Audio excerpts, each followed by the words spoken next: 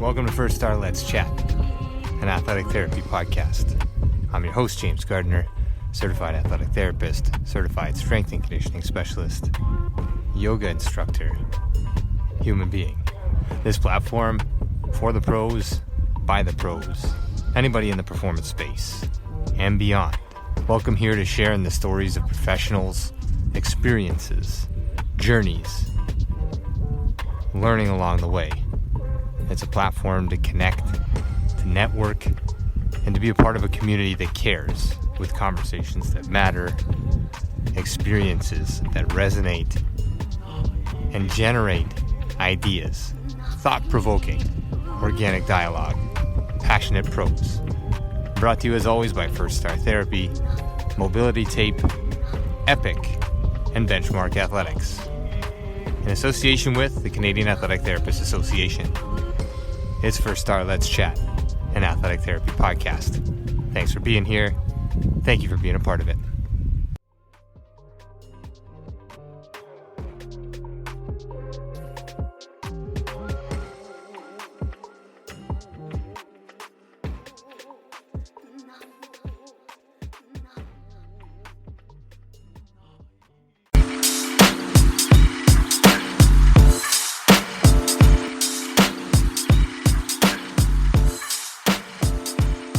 Welcome to First Star Let's Chat, an athletic therapy roundtable brought to you by First Star Therapy. I'm your host, James Gardner, and this is a platform for the pros, by the pros. Passionate pros, organic dialogue. Let's chat. Thanks for listening. Let's roll.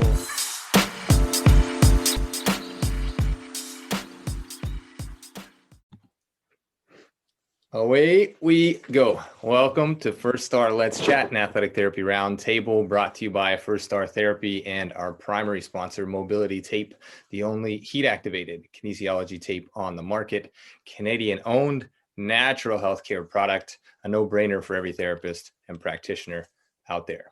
Esteemed guest this evening, get to Nikos's bio here shortly. Just want to thank everybody again for paying attention, for jumping in here and building this community as we go. And great conversation Friday with Reg Grant, and it led to this one here on Sunday evening, session 57. Our guest this evening, Nikos Apostolopoulos. He is the founder and developer of Microstretching and Stretch Therapy. He's a director of Microstretching Clinic, the first in the world to pioneer the development of therapeutic and performance enhancement microstretching. This recovery regeneration technique based on functional clinical anatomy has been used to treat many professional, elite, amateur, and Paralympic athletes internationally, as well as individuals suffering from numerous musculoskeletal disorders. Nikos has been instrumental in generating a paradigm shift internationally regarding the use of gentle passive static stretching, microstretching, for recovery and regeneration.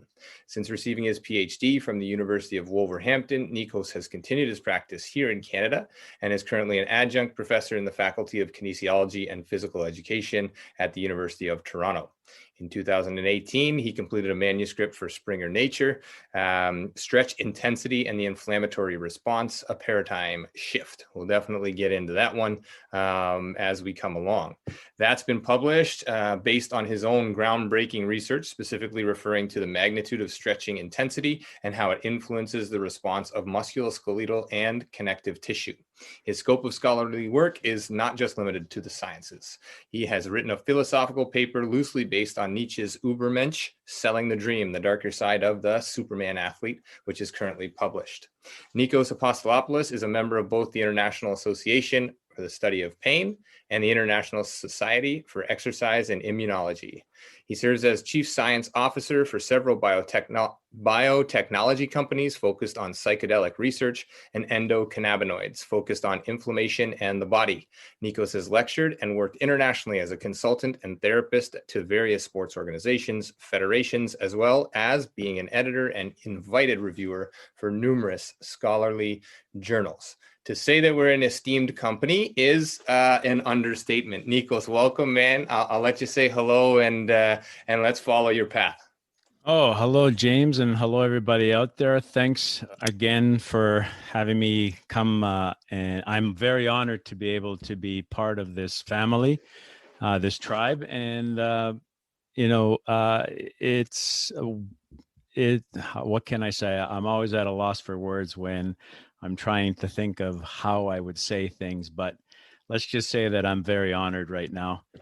But before we continue, what I'd really like to do is I'd like to do a special shout out to a dear friend of James and myself, Dan Noble. I consider him a true visionary with regards to pushing the boundaries for human performance, and James can speak to that. Dan was instrumental for actually introducing microstretching to Toronto, and we've worked through numerous years together, working with athletes, and Dan and I have put together several concepts of how we can integrate recovery, regeneration, and human performance. And then Dan was also instrumental in introducing me to James. And what's been really good about it is that we all come from varied backgrounds, but we mesh in such a way where the common goal is to basically help the athlete and non-athlete to perform at their maximal performance or be able to increase their quality of life and well-being. So I'd like to thank Dan again. And when this COVID thing is over, it would be really great if you guys reached out to Dan, James, and myself at Grid Athletics. So let's start with microstretching. I guess the best place to start off is how it got developed, where it got developed. And oddly enough, it's today's the 24th of January and tomorrow's the 25th. And the reason why I say the 25th is microstretching actually started from a motor vehicle accident back in January 25th, 1989. It's hard to believe, 32 years ago. I was cycling in Vancouver where I lived, and I was training for a spot on the track cycling team. And when I was in Stanley Park, I don't know if you guys are familiar with Stanley Park, but just as my coach and I were actually training in Stanley Park, and we were going to make a left-hand turn. A car ran a stop sign, hit me, knocked me out, and I ended up with a spinal fusion C5, C6, and this nice scar on my face. But in the interim, I needed to figure out a way to be able to heal myself to get better. And oddly enough, this is how microstretching started. What I did is I had a lot of pain in my neck, and I thought, hey, why don't I just hang my head over the side of my bed and support my head, because that's the key. Support my head, relax my muscles as possible. And that's when I got the big relief. And then I sort of had a Archimedes eureka moment. And this is how microstretching got developed. Now, throughout the years, and let's just say this way, being an athlete back then, we just wanted to perform. We just wanted to be out there and compete. And if I went to a person who read a crystal ball and basically told me back then, 32 years ago, that I'd be developing a therapeutic technique known as microstretching and a therapy called stretch therapy, I probably would have asked for my money back, because stretching to us back then, we just wanted to perform.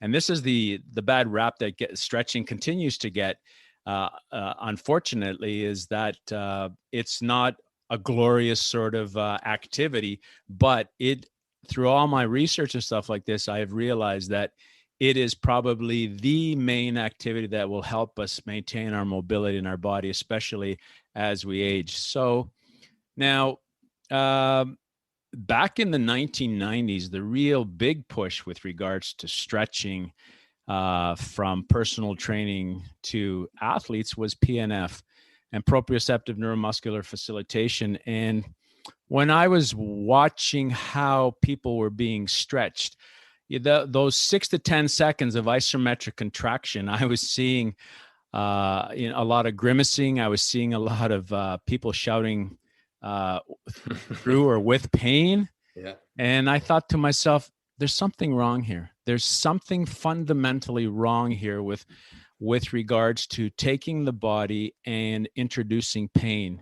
And the whole idea has always been no pain, no gain. But when you're looking at connective tissue, when you're looking at the musculoskeletal tissue, and it's already traumatized from the training. It's already got inflammation in there.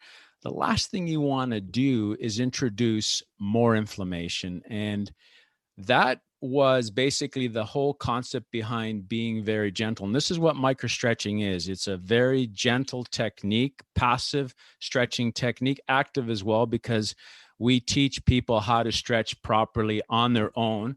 But the main premise behind it is not to take the body to any pain and discomfort, mainly because when you create an SNS response, you're also causing inflammation. And I had the fortune, I was very fortunate to work with professional athletes in the NBA, the NFL, the NHL, and even individuals suffering from fibromyalgia, chronic fatigue, multiple sclerosis, osteoarthritis, rheumatoid arthritis. But the one thing that I kept to with regards to the parameters of how I stretched is I've realized I never took my patients, athletes to pain.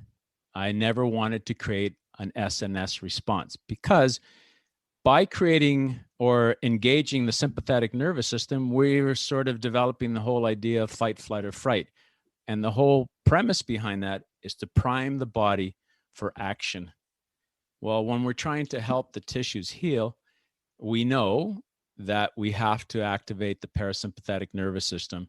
And that's every time I give lectures internationally, I often say that the sympathetic nervous system is the great teacher. And what do I mean by that? When you put your hand on a hot element, you're never going to do it again. You have learned, because pain, inflammation, tissue damage has basically ingrained it in your head neurally that I can't do this anymore, or I won't do this again. And I also refer to the other branch of the ANS, the autonomic nervous system, as the great healer, which is the parasympathetic. So when we're working with athletes and non-athletes, that's what we try to stimulate for healing. Sure. Yeah, I think this is a great intro and a great segue into sort of why it works and how it works and all that. And maybe just before we move on, for those of you out there that aren't here live or watching this in video version, Nikos has a wall of about, 6 million books behind him, very well versed in the research, both within the science and outside of the science.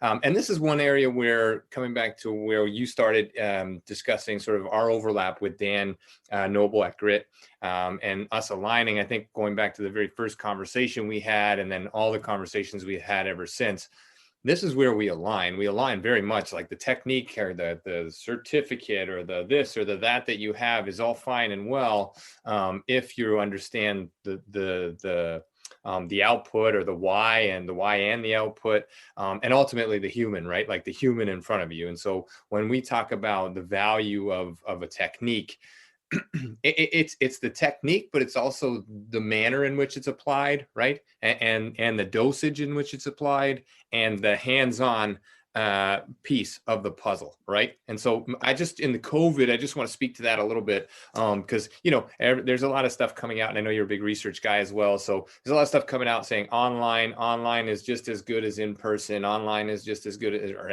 almost as good in terms of therapeutics. But there's a need within us, developmentally, and a need within our nervous system for human touch, right? And for somebody else to help us. So I'll let you sort of take that as you wish and play with that, and we'll come back to microstretching 100%. Oh, I agree with you 100% on that. And in fact, I find that in North America,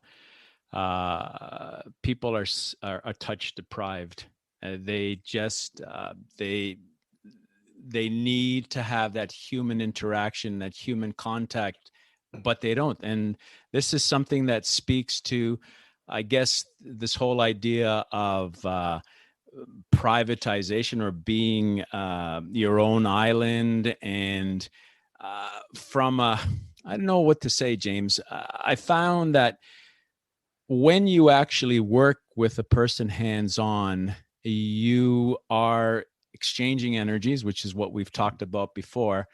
And how do you say, the energy that is being exchanged with the patient and themselves is one that I find it needs to be a very calming effect. And most of us in North America are SNS engaged, and we find, and I speak with my patients themselves that I've worked with, that I call them sensory amnesia. Basically, they just don't know how a stimulus should feel on their body. So, but where am I going with this? When a person goes to a therapist, they have this idea that I need to feel pain in order for me to get any benefit from it. Mm-hmm. And I find that they put themselves through that situation or through that scenario because it becomes sort of like a mind's perception that if I don't feel something, then I'm not going to get any better. And I think it all has to do with the fact that they have developed sort of like the best way to say it is an amnesia to what something should feel like and why it should be very gentle in order for them to feel better. And the other thing too is how we're brought up. When I look at, for instance, being of a Greek background myself, our nuclear family is basically bigger than just husband, wife, and kids. It's grandparents, it's aunts, it's uncles, Mm-hmm. and there's such a big mingling of all these other people that it sort of gives you an idea of the importance of having that human interaction, which we're sort of now realizing, being in lockdown, how important it is for us to feel, alive. But more importantly, if you take it to the realm of a therapist, the need to be able to help the person feel through touch is a very, very important concept. 100%. And you talked about your bike accident and the pain in the neck and I was going to make a joke about me not being the pain, but that's not the time. But sort of sourcing it out and finding the support, right? Like you hang your head off the bed and then you know that it's supported. And this is our role as therapists as well, right? Is to support the patient in their journey, but also coach them through their journey and allow them to be their own savior. Like we are here to coach and educate and do these things, but ultimately the human being, let's throw the word athlete out, the human Right. being that's on the table, in the gym, etc., they have their own power. We just have to sometimes massage that or let them feel, see, etc. This is a technique, microstretching, come back around to this, that I've seen, I've experienced on the table with you in terms of walking me through it with verbiage as well as like feeling this. Athletes to a person, in the opportunities that I've had to see you work and be in the same space, have gotten off the table and just said like, wow, like, whew.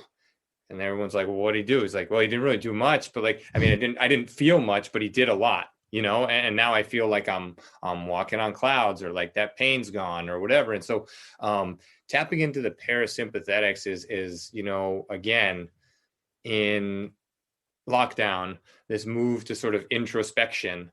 And if we don't do a good job tapping into that, actively tapping into the parasympathetics, right? Like we need to do this actively. This is not going to happen. We know that the sympathetic nervous system is, like you said, like we're on overdrive. We are on overdose of SNS, and we need some more, parasympathetics. And so how do we access those? There are passive ways. And I love the technique that you can, let's go down your path of how this developed, and then, exactly what it is, and your research at Wolverhampton and all the things as you went through. But, breathing and doing some of these meditative techniques. And I know you studied a lot of these techniques in your research and combining these things. And anyway, I don't want to beat this down. I'd love to have you just sort of explain, your sort of path to finding this, how it led to the research at Wolverhampton, and then we can come back around to the parasympathetics. But this constant ramping up is something that's embedded into us as well, especially in the athletics realm. I'll speak to that. Like, we're constantly getting ready for win the World Series, or like, who's going to win, Tom Brady or Aaron Rodgers? If you win, you're the success, you know, and constantly driving for what's next, and very little time is spent down regulating. So the next time you get ramped up, it's almost like a cumulative effect versus coming back down and still being able to get to that height, but not being overwhelmed or overloaded, right? Oh, definitely. I mean, first and foremost, we're facilitators. That's what we do as therapists. I have often, like you said, we are there to empower the patient to be their own onboard coach, onboard therapists.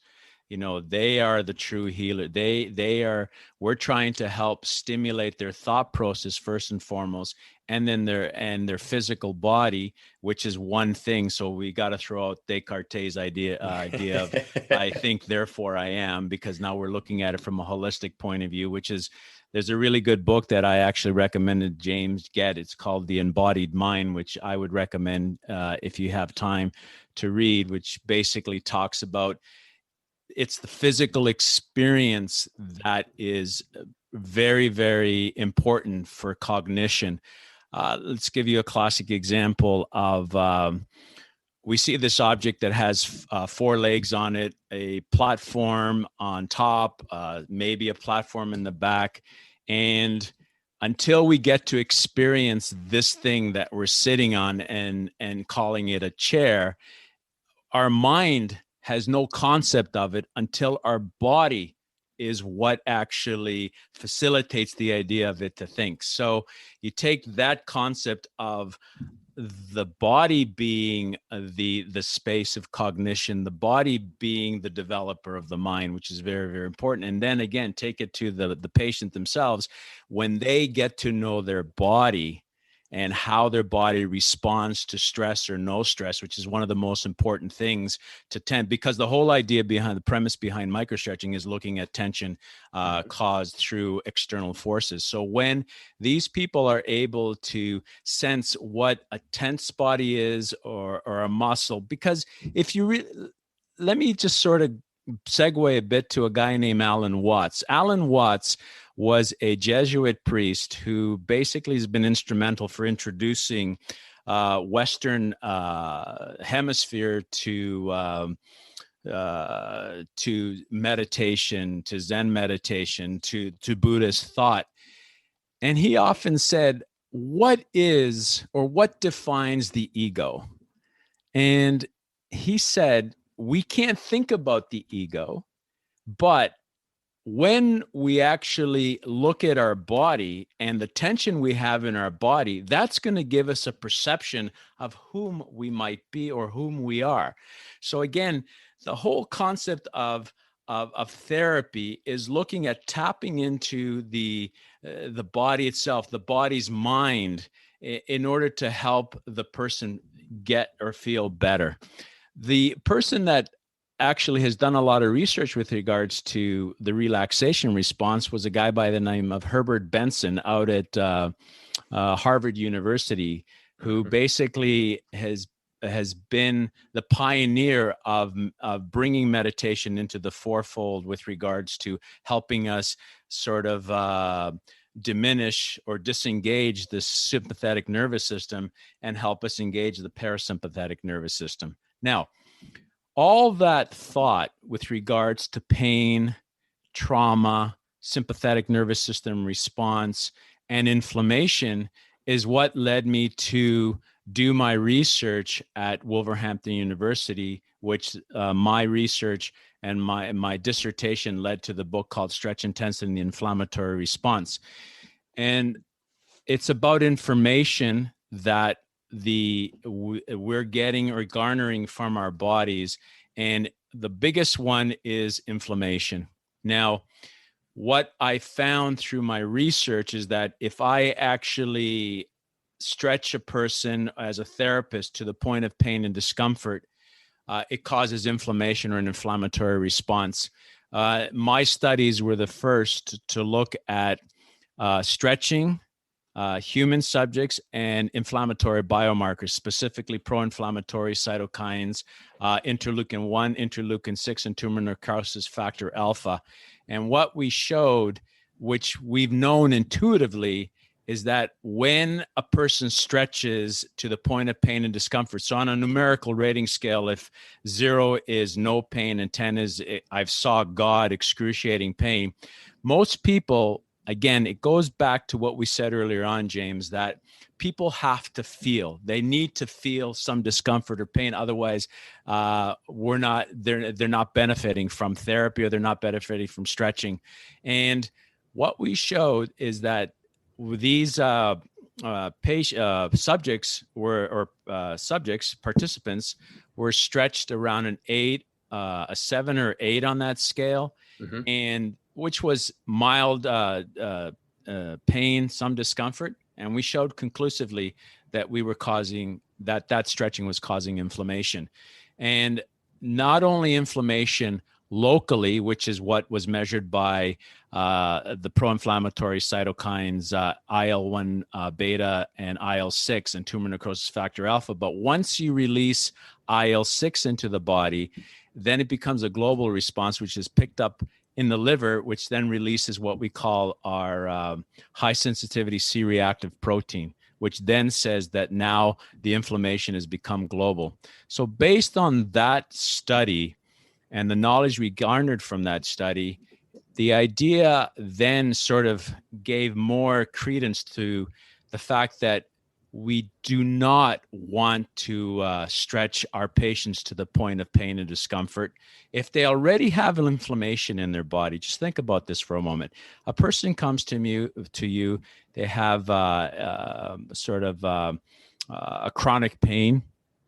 Well, that chronic pain is associated with the release of the pro-inflammatory cytokines that are already in the body. The interesting thing about cytokines is they function in 3 manners.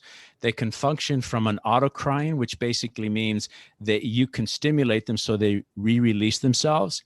They function from a paracrine, which means they actually can stimulate the cell next to them, and an endocrine, which then means what happens locally then can get the whole body involved globally.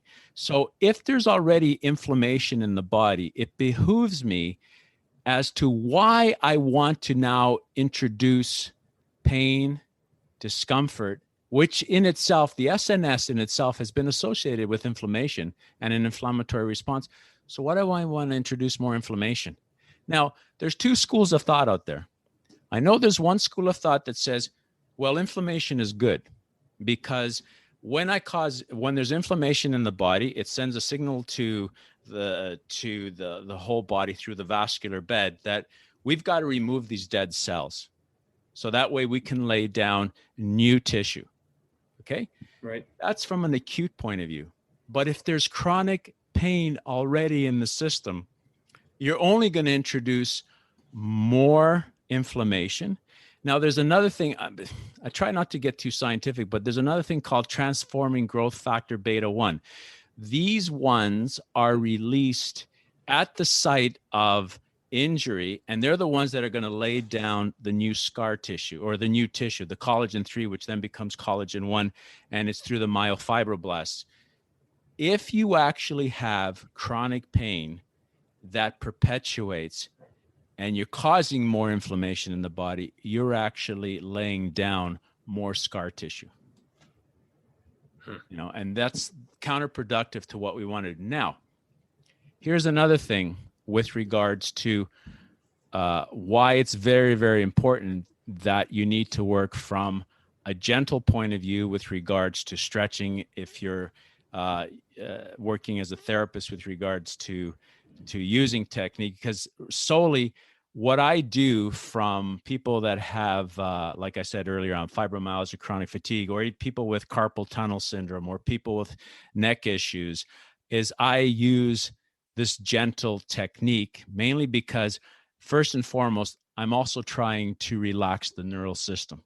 Because by relaxing the neural system, I'm also going to remove tension in the body. Now, if we have an athlete that has had an injury, and I was instrumental in introducing this concept with regards to doing a big research project, but unfortunately it's been shelved because of COVID.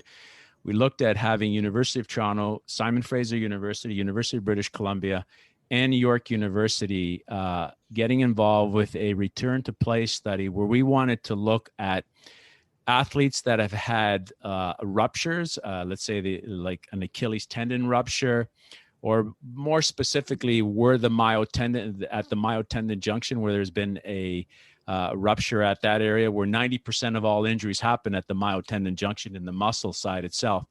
That the old school of thought is like Kevin Garnett when he had that rupture. We actually immobilize these athletes because, again, we're trying to sort of tap into the idea that let's remove the dead cells through the inflammatory response, through the neutrophils, through the macrophages, and then allow the body to lay down this new tissue. But the issue becomes is as this tissue is being laid down, it's being laid down in a bird nest manner. So it almost looks something like this. Okay? Now, there's some work that was done by a guy named Dr. Robert Salter at the University of Toronto. Unfortunately, he's no longer with us, but he developed this thing called continuous passive motion, which is a technique. I don't know if you guys are familiar with it, but what they do is after they've done surgery, let's say at the elbow, they will introduce the patient into a machine that basically takes 45 seconds to extend and 45 seconds to flex. And it's very, very gentle.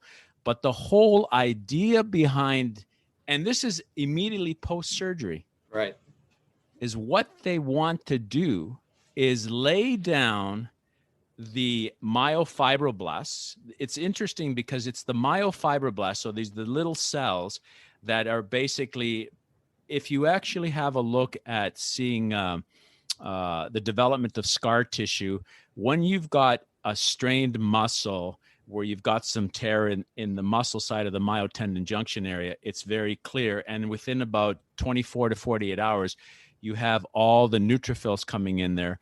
And then later on, they start bringing in the fibroblasts, which then turn into the myofibroblasts. And it's the myofibroblasts. If picture a cell and all of a sudden it's got all these sort of appendages coming off it, and those appendages connect, right? So, and they connect in a manner where they're trying to create this new tissue that's adhered.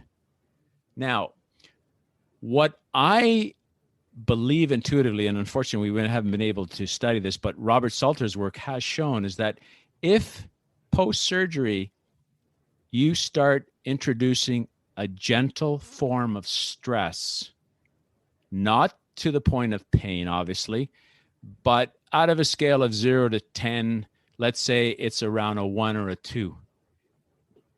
In effect, what you're doing is you're laying down the guidelines, the highway. So as the myofibroblasts are being laid down, they're more likely to be laid down in a parallel fashion. Sure, they're being laid down in a manner in which they're going to be used in the future versus being all mishmashed all over the place, right? Precisely, so to speak. Yeah, no, I think it's amazing stuff, and like CPM and all these other techniques, obviously points of interest, and sort of led to what you got to. And the other side of that, I think that you know better than many and most definitely. I'm like 20 pages into that book, Embodied Mind, and the one thing that jumps off the page right away is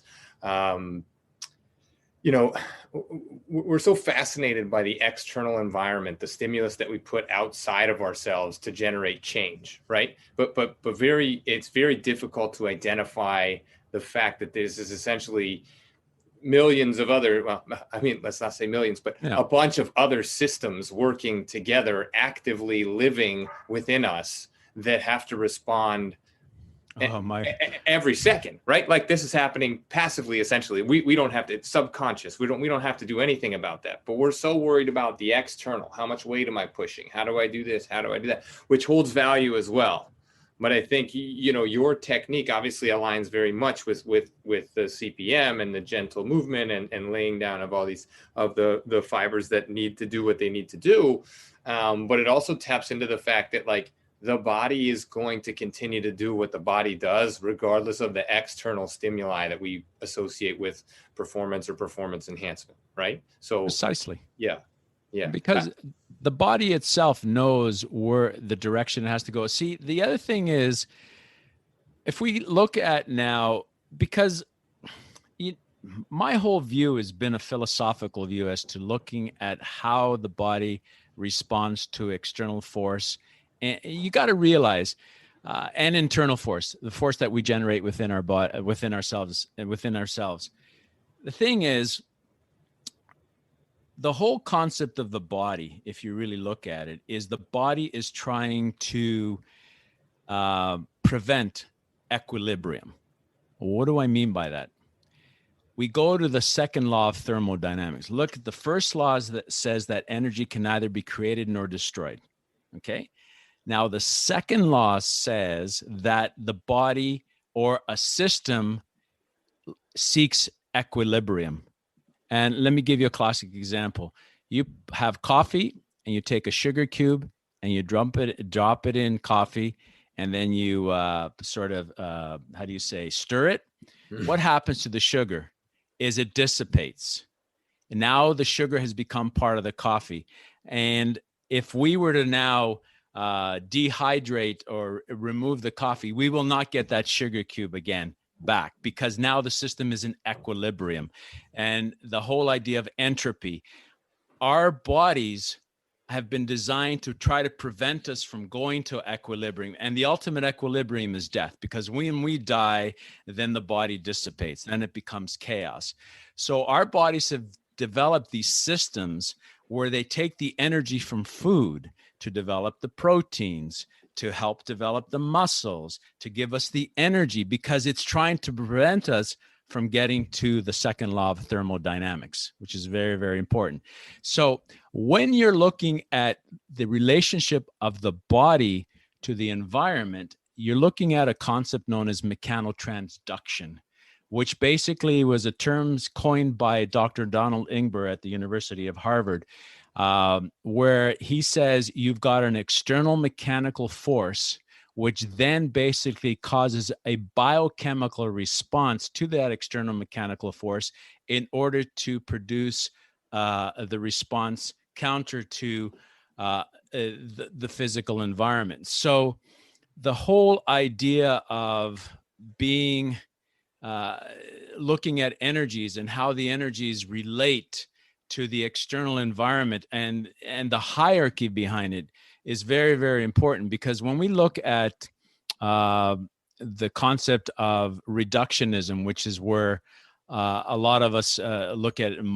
microbiology, cellular biology, what we're actually doing is we're studying something that is so micro to disregarding what is happening at the macro level. So a holistic approach is very, very important in looking at how we relate not only to ourselves, but to our environment. So from an epigenetic point of view, which is very, very important, Yeah, this is, man, I think it's sort of ground breaking or ground shaking maybe to most that are listening, because in school we're taught, take this ultrasound and wave this wand on the skin and away we go. We've got healing, and that's the way it's interpreted, when really that's not the case. We're trying to facilitate an environment so that internal environment can be affected in a positive manner, so that those systems can work a little bit better in unison or from within, right? So you do your research at Wolverhampton with all these studies, and I know you said you don't want to over science it, but the science drives home the message, right? Like you're proving this with biomarkers. So these are the things that are happening internally when we're applying an external stimulus for recovery, regeneration, whatever that might be.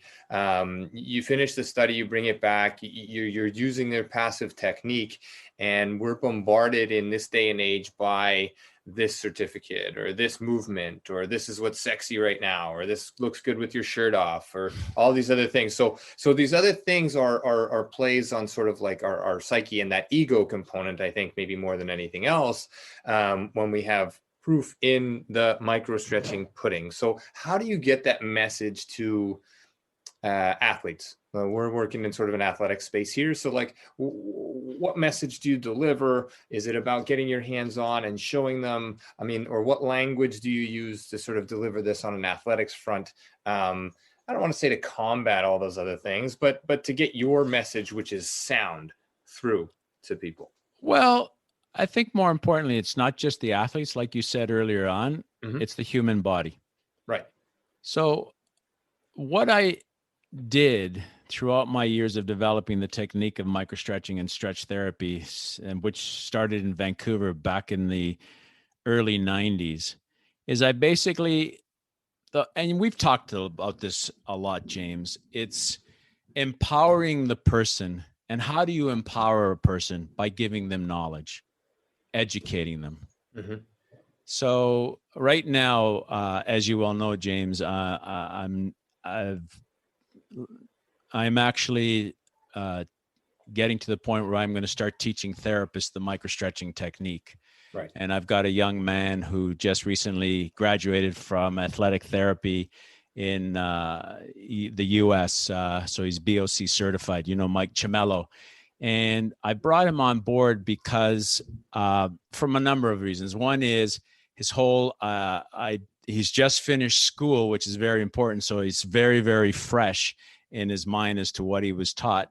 But more importantly, to sort of be able to educate him on the concept of being very gentle with regards to stretching and getting the effects. So we're going back to the parameters that were very, very instrumental in developing microstretching and giving all my patients that used to walk through my clinic. I used to have this whiteboard and I said, we're going to teach you about muscle, and we're going to teach you about the tensile stresses of muscle, or tensile strengths of muscle compared to tendons. And I mean, I'm going to share this knowledge with you guys. And we've known this knowledge since the 1920s, that if I took 1 square inch of muscle tissue and I hung a weight, so if this represents the 1 square inch of muscle tissue and I actually hung a weight on it, I will change that tensile strength, or I will change the structure itself by hanging a weight of about 80 pounds per square inch. That's how much muscle can handle before you start changing its structure. Muscle is a very pliant tissue and a very elastic tissue. Now, if I wanted to do the same thing with a tendon, the weight that I need to basically, through an Instron machine, which is a machine that measures tensile strength for a tendon can handle anywhere between 8,600 to 18,000 pounds per square inch. It's a very strong fibrous tissue. It's collagen, predominantly collagen, right? So I used to say to my patients, if we know that a tendon can handle tonnage of pressure, or tonnage of force, and a muscle can only handle so much, where are you most likely to cause tissue damage? Which is in the muscle portion of the myotendon junction. Okay. Right. So now, having said that, and when I say to my patients that now, if I force that stretch, which I'm going to cause pain, and pain, by the definition of pain from the International Association for the Study of Pain, basically says a sensory response with tissue damage. They put that in there, that when you're causing pain, you are predisposing the tissue to damage. And that's the definition of the IASP. So, and what is damage? Damage causes inflammation. And as we said, when we have the tissue that's damaged and we've got inflammation in there, we've gone too far. So I say to my patients, well, let's back off. So when I educate them, I say, out of a scale of 0 to 10, stretching should be around a 3 or 4. Now, this is a, qualitative response, because my 3 or 4 may be different from yours, James, or, other people that are listening to this conversation. Mm-hmm. So But I say that it has to feel very gentle. And the best metaphor that I was able to use with a lot of these patients was it's almost like putting your hand in lukewarm water. That's what the stretch should feel like. So now they have this concept of, and let's and the other thing too, which is very important, is I'm educating them while I'm doing therapy on them. So a lot of my patients, like you've experienced as well, James, is that the technique is very, very gentle. So now they're sort of putting the concept of being gentle with the fact that there's a tactile sensation that we've talked about and we alluded to earlier on in this podcast, that we're touch deprived. So when I was working with Mitch Marner, all these other athletes that we've worked with at Grit, I am stretching them. They will say to you, I'm not feeling anything, but it's gentle enough that now when they actually go to do auto stretching on their own, they know that they have to be within that 3 or 4 out of 10 range, that nice lukewarm water feeling. So that's part one. The other thing that is very, very important, and one thing that I've often stressed about with regards to stretching, is you need to support the body. What do I mean by that? Classic example for calf stretching has been, let me stand up, put my foot up against the wall, right? And then move my upper body forward. And now I get a calf stretch. That is not a soleus stretch. What do you mean? I'm feeling it. What you're actually perceiving is an isometric contraction, because your soleus is activated to keep you in an upright position. So it's a postural muscle as well, right? Now, if you really want to stretch your soleus, sit down. The moment you sit down, the muscle is relaxed. Now you have the upper, and you put, let me get something. He's heading over to his massive bookshelf, and here you go. Here, hang out. You make sure you describe this for people that aren't watching. All right. Okay. What you're seeing here, guys, is an inflatable semicircle that's got a bit of spikes, but it's very, very pliant, very, very, how do you say, it's got air in it. And what the whole concept is, when you're stretching your soleus, remember what I said is you sit down. Now the muscle is not active. It's not helping support the body. You will place this under the balls of your foot. So that way now your heel is on the ground, and then your toes are on top of this little implement here. And what it's doing then is now it's actually allowing the soleus to get stretched, and somewhat even the plantar fascia, but they're not constricting. There's no tension in there. So now the muscle is more relaxed, which allows you to stretch the soleus properly. So body position, and I wrote a systematic literature review that looked at stretch intensity and body position. And if anybody's interested, I can give it to James. And then it's 25 pages long, but it basically looked at the whole idea that we need to support the body in order to properly stretch it, because we want to relax. We want to eliminate as much muscle contraction as possible to facilitate a proper stretch. Yeah, and I think all of these things, like, be critical, the body position, and I've watched you work, and I know you have a course coming up as well in April. We hope in person, that I believe is the 9th, 10th, and 11th of April. Correct. If COVID restrictions and guidelines allow. So I would encourage anybody out there who's interested in this discussion so far, to reach out to Nikos at any point.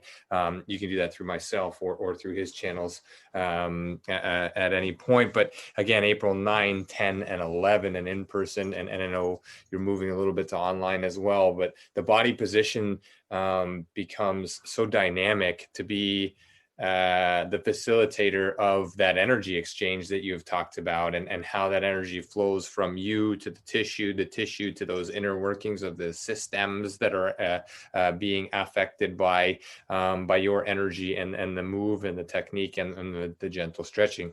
So all of these things that you've touched on are critical in the play of microstretching. But beyond even microstretching is your philosophical, your systematic approach to care, which is the human, and understanding the totality of that. The interconnectedness was a term that was used on Friday while we had Reg Grant on here in session 56.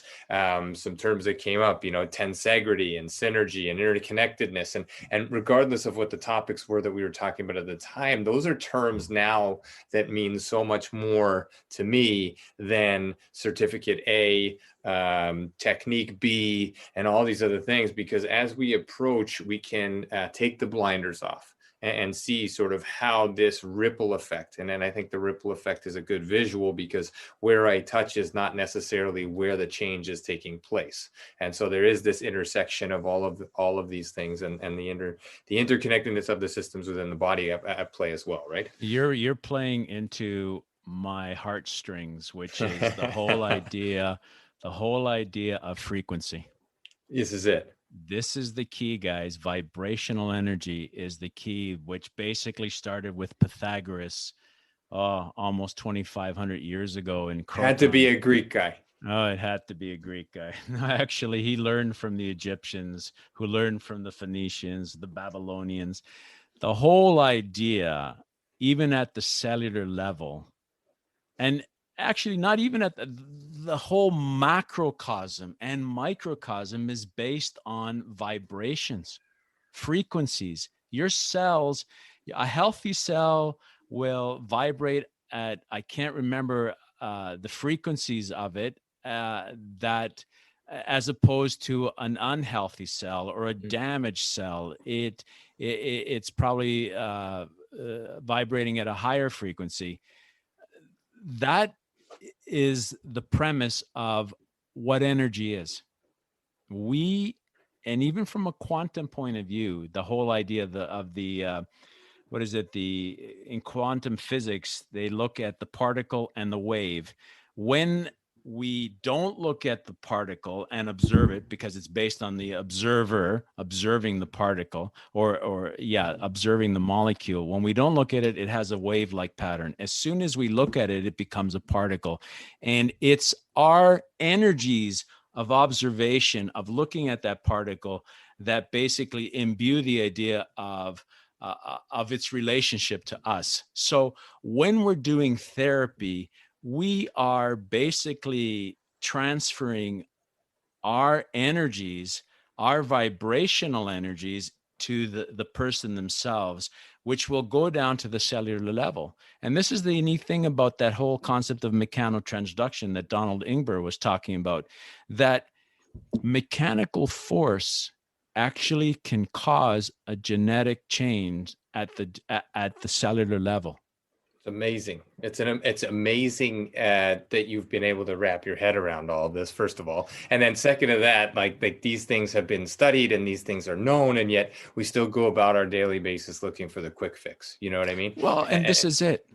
This is it. And if you really think about it, James, the Buddhists, the Hindus, the yogis, they tapped into this knowledge thousands of years ago. The whole concept of breathing, pranayama, the yoga idea of speaking my language, breath. Man.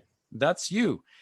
James and I have had these conversations before, so I'm not going to speak to pranayama because that's James's. That's not mine. James's, it's not mine. It just aligns with where I'm at. It's the realm, but it's the breathing. I mean, think about it. We can go without days for eating. We can go with, several. Weeks without eating, several, days without drinking. We can't go without breathing for 7 minutes. It's the uniform. It is the uniform currency right? Yeah. It unites us as humans. And so when we can come back to that point alone, I feel like we're all in a better place. I'm smiling ear to ear because I know that you love this stuff. I love this stuff too. We could talk about this for hours and hours and hours. But as you're talking about vibrational frequencies, it brought another text to my mind that I think you and I had talked about as well, which David Hawkins' book, Power versus Force. And in that book, he talks about, walking into a room of people and them not knowing what he's going to do, but he has an organic grown apple and an apple grown in a chemical field or whatever, has a bunch of chemicals. And when he holds up the organic apple and does a muscular test, every single human being in the room is stronger because of that vibrational field, that frequency from that organic apple. Holding up the other one, and the test is null and void. I mean, they're weaker because of it. And so I think that this stuff is just, it goes far beyond sort of Well, look at the concept of prayer. Sorry for interrupting you. Prayer. No, there's a guy named Emoto. Where is he now? He's somewhere in that massive book. Oh, I will get it. Bear with me, guys, because it's very important. Just give me a sec. So this is a mountain of books that he's got, not even chronologically. I think he was describing before, Nikos was describing before he got on the call, how his books are ordered. And he's, I don't know, he's back there searching through millions of books right now just to give you the play-by-play. Not quite as exciting as like a saucer pass from the blue line to the face-off dot, but pretty close, because this is going to be big. He's gone to get it, and we'll go from there. But all of these things are certainly concepts that I am late to the party on these ones, but jumping into, vibrational frequencies and different styles of treatment, and really finding what you align with as a practitioner goes a long, long way in how you're going to help people. Because if you don't believe in what you're doing, regardless of whether there's science behind it or it's a placebo effect or whatever that means, the athlete will feel that on the table. The human who you are working with will feel that on the table, that you're not fully invested in what you're doing. And when you are, it's felt by the athlete and the patient as well, and the outcome becomes that much greater. He didn't find the book, but I think he's got. I feel like walking over there gave you what you were looking for anyway. Yeah, well, yeah, definitely. The thing is, Emoto looked at water. If you guys get a chance to look at his work, it's water. He looks at crystallizing water. And what he's done is he's taken water from polluted water from a lake in Japan, and he shows you the crystalline form of that. And then he actually has Shinto monks pray over the water, and then he photographs the crystals, and they look beautiful. And all it was vibrational energy, good energy, the idea of being at peace. And this is what we're missing with regards to now with this COVID stuff that we're going through, is we are in disharmony in our bodies, and we're SNS engaged, and we don't find that peace. And that inner disharmony is actually affecting our cells, and because you got to realize that your body is replicating on a daily basis, because it's trying to prevent, as I said earlier on, the whole idea of the second law of thermodynamics, which is basically going to equilibrium, which is death. So it's trying to prevent us from getting to that stage, which we will eventually get to. So the energy that's being imbued within the cells during meiosis, if it's negative, if it's got a lot of disharmony in it, you're only causing the cells to break down even further.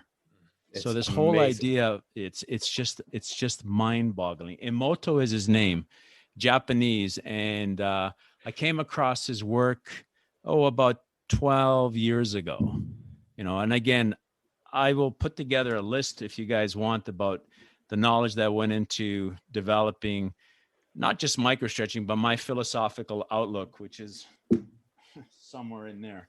I think this is amazing. And I think for those that are out there that are either lost in the science or in love with the science or following every word or being lost by every word, this is it. You're following, you are developing through a seemingly random, I'm sure at times, sequence of events, of knowledge, and putting them together into your own formula of this is what makes sense, this is what works, and this is how I can express this in a therapeutic manner to benefit others. And I love this stuff, man. It's amazing to hear. I'm getting a bunch of messages saying, I need more of this. We need to talk about this a whole lot more. But as students, there's a lot of students that pick up this podcast, and I think the goal is not to understand it all. The goal is to understand what you understand and then go from there and begin to understand the understanding of it all. I don't know, maybe something like this, but and it's universal.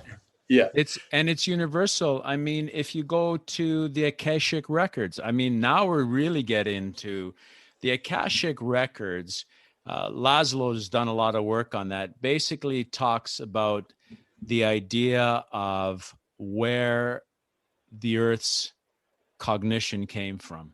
It's a mind map of the world, a conscious mind map of the world, the Akashic records. And the whole idea of the universality behind it is just mind blowing. I mean, there's another book out there called Consciousness. Oh, Jesus. I mean, James, I'm Consciousness. Jesus is not the title, but consciousness something. Although it might be, it might very well be. I'm embarrassing myself right now because mental consciousness is a work done by an Israeli practitioner and chemist who basically looked at, again, vibration. Even morphogenetic resonance by Rupert Sheldrake is another person who speaks to these concepts of vibration and frequency. And when a person comes to you in pain, they are, well, a lot of us that are therapists that have worked with patients, look at their breathing. They have a rapid breath. It's just going backwards and forwards. And that's sympathetic nervous system. We know this. That's how the sympathetic nervous system responds. It has an increase in breathing rate. Well, that's a frequency. And what's it doing to the rest of the body? Because the body is one whole system, and we have to look at it that way. And how even our conscious thought affects the cells. Like, what's his name is wrote a book on that, the biology of belief. Bruce Lipton. Right. Yep. There's another person who says about the thought process, consciousness, and how it actually affects our cells. So as therapists, it would make a lot more sense that in my clinic in Vancouver, because I've only been here now for 3 years, even though I was born and raised in Toronto, I moved to Vancouver for 24 years, and then I went to England for 5 years to do my PhD, is if you walked into my clinic in Vancouver, a long time ago, I read Thomas Alva Edison, the guy who developed the light bulb. He basically said that the future therapist is one that basically taps into the senses of the body. Now, what do I mean by that? In my clinic in Vancouver, when you walked in there, I actually created an environment where there was ambient light. There was no direct fluorescent bulbs facing my patient, which is what, we're like when we're in the modern day therapy room. You've got this fluorescent light that, again, vibrates at a certain frequency. The one we're holding in our hand is that we're facing, 99% of our day. Yeah. Vibrational frequency again. Yeah. So when you walked into my clinic, there was ambient light on the sides. So visually, it was based on Japanese. I love the idea of Japanese. I love the idea of the lines that you have in the Japanese temples, the wood, because, I mean, we're going to go back to another thing that I'm going to bring in before I continue. I know alchemy and the idea of, guys, this really excites me because I love the concepts that were developed way back in ancient Greece, ancient Egypt, and they still hold true today. Back then, the four elements: earth, water, air, and fire. And when you look at the Chinese, they also brought in metal. Now, when you came into my clinic in Vancouver, there was a lot of wood. There was linear lines, because what I'm trying to do is I'm trying to visually, get this, visually relax my patient. Now, secondly, I had music playing in the background. And guys, I'm a scientist. I have my PhD in muscle physiology and inflammation, but I'm a philosopher of life as well. And that is the most important thing. It's a philosophy that there's a philosophy behind microstretching. So now, auditory wise, so now we talked about the visual, very relaxing environment. I had nice, clean lines. And then the auditory was Baroque music. Why Baroque music, Nick? Because Baroque music has a periodicity behind it. If you listen to it, if you take Bach, and there's a really good book by a guy named Hofstetter, and it was called Gödel, Escher, Bach, the eternal braid. And he looked at cycles. So what Bach did with his music is he would play the scale one way, reverse it, play it backwards the other way, go up one octave, down one octave. But the whole idea was that there was a cycle behind it. So when you're playing Baroque music, from an auditory point of view, it just basically lulls the body into a relaxation. Okay. Smell, I actually was burning incense, lavender.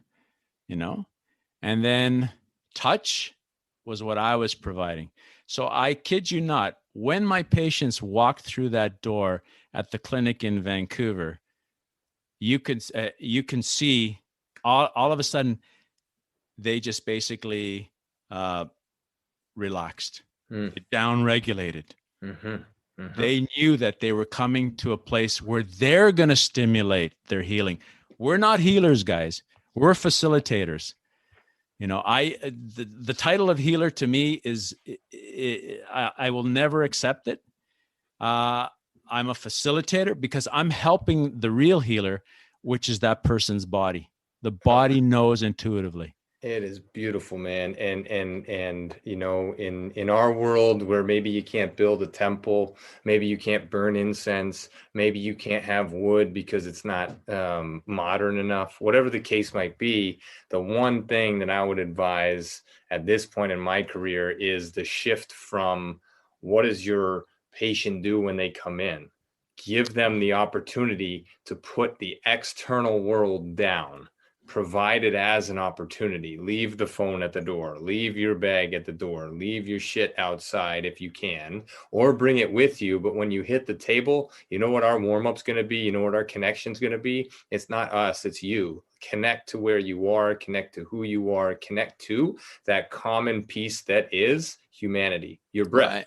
And the breath, exactly. I mean, it's very, very important. And the other thing is, I'll tell you one thing. In my clinic in Vancouver, and I've actually had athletes here up in when I was working with Dan, not at Grit, but up at the Hill Academy, where they would fall asleep. 60% of my patients fell asleep because I am turning off their SNS body, the engaged SNS response. I am turning it off. And now I'm turning on their PNS. The thing with microstretching, which is very, very important, if you guys take a course, great, is that what we're trying to do is we're trying to activate the cranial sacral system, which is the parasympathetic nervous system, which is very, very important. Now, Upledger has done cranial sacral therapy. Pierre Burrell is very, very big on that. He was one of the builders of Upledger and the whole idea behind cranial sacral therapy. And their whole concept was, we know that the sympathetic is thoracolumbar. We know that the parasympathetic is cranial sacral. Let's stimulate that. So a lot of my stretching is done with the lower body because we're connected. We're not only connected at the cellular level, we're connected, through muscles. I worked with Rick Hansen, who was a patient of mine, the Man in Motion athlete out in Vancouver. And he suffered a pretty bad accident where he became paralyzed from, I think it was T10 downwards. And he had a shoulder problem. He had his left shoulder because and I was the head therapist for a lot of wheelchair basketball athletes. They're amazing. If you guys really want to be surrounded with athletes that are positive, that are driven, work with Paralympic athletes. Not only will you be, enriched by their energy, but you're going to learn a lot about taking a disability and going beyond it. And with Rick Hansen, when he came to me, he had a left shoulder problem. And then he said to me, "Hey, Nick." I said, "What is it, Rick?" He goes to me, "Why are you working on my lower body?" I said, "Rick, you're still connected. You still have connections. There's still sinew. There's still muscle. Well, whatever left of it, it's atrophied. And there's still tendons. There's still ligaments. You're still connected. So what's happening in your left shoulder could be stemming from what happened to your lower body." You got to look at the holistic approach. So, for instance, when I have people that have carpal tunnel syndrome, I'm not focused on, let's say they have a left carpal tunnel problem. I'm not focused on the left carpal tunnel area. I'm focused on how has that affected the neck, affected the chest. And not only that, how is that injury on the left side affecting the right side? You got to look at it bilaterally. And I'll give you another example. A person has a semimembranosus injury on the right hamstring. We know that the hamstring is made up of three muscles: biceps femoris, semimembranosus, semitendinosus. So let's say we have the right semimembranosus is injured. Well, I don't care about that right semimembranosus because surrounding that right semimembranosus are the four quadricep muscles, are the five adductors, is the sartorius muscle, are the six external rotators of the hips, piriformis, obturator externus, internus, superior inferior gemelli, quadratus femoris. Then I'm looking at the three glutes, medius, minimus, and maximus.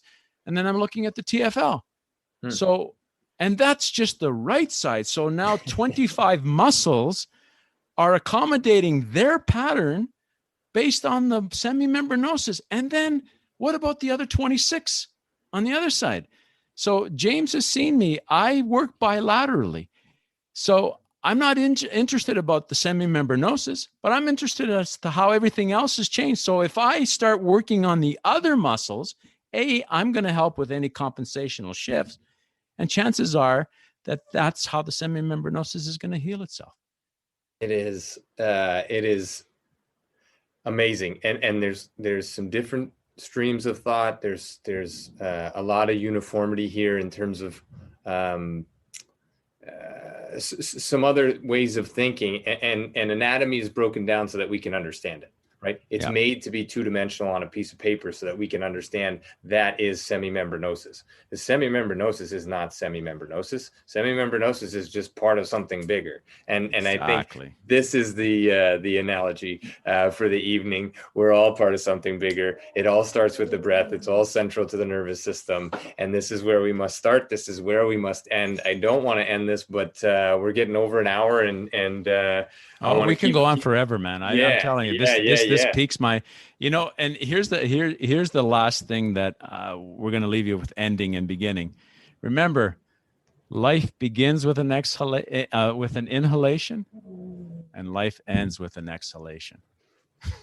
It's a summation of all of this in one sentence. This has been amazing, Nikos, and I want to thank you very much for your time. Requests not only of my own, but others to have you back on again. I'd love to. I'm spinning through my head right now to get a little roundtable think tank going where we can sit on here for an entire weekend or something. But this has been amazing. It's been session 57, First Star Let's Chat, an athletic therapy roundtable brought to you by First Star Therapy and Mobility Tape, the only heat-activated kinesiology tape on the market. Our guest this evening, Nikos Apostolopoulos. Microstretching is the technique. Microstretching is the website. At Microstretching is the Instagram handle. Check them out. In-person course, we hope, fingers crossed, April 9, 10, and 11 here in Toronto. Otherwise, reach out to them, connect through me. Our next session will go next Sunday night, session 58 with Amy Stefaniak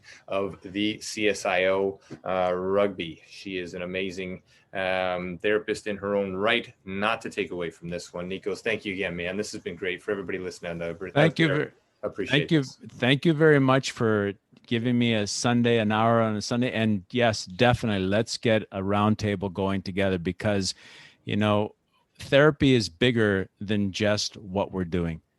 It speaks to the wholeness of the macrocosm, which is very, very important.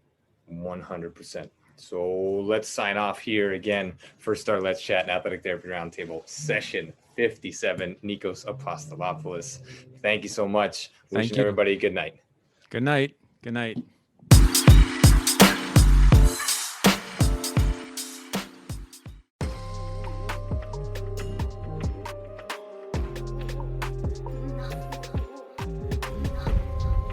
Thanks again for being here. Thanks for listening. Thanks for being a part of this community. Check us out online, firststartherapy.com. That's FIRSTAR therapy.com. Or email us with feedback, consult@firststartherapy.com. CONSULT@firststartherapy.com. On Instagram @firststar.therapy, and our podcast host @letschat.at. This is First Star Let's Chat, an athletic therapy podcast.